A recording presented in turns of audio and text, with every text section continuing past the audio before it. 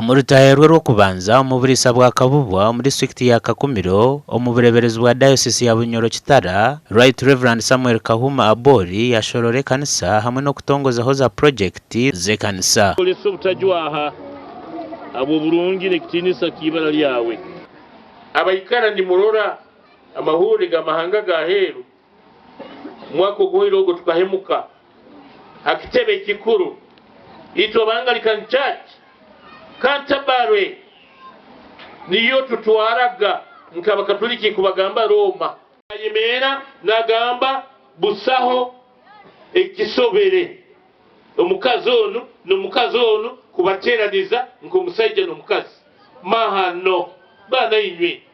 Biishopu Kahuma yatahone mikono abaronda bari kurenga 10 kandi yashaba abantu kurekeraho kushisha byobuhangwa Linda ayimukama mwana wa wono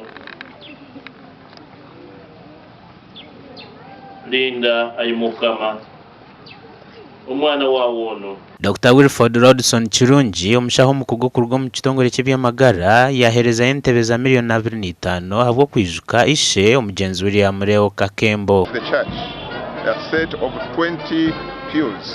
We made these 20 pews in Kampala at a factory recommended by the church for making these pews or the long benches that we use in church as you have seen them. We donated 20 of them. They cost us about 25 million shillings. We raised that money as a family and we contributed them to the church. Gasha kwambrozi nwaga bakatota.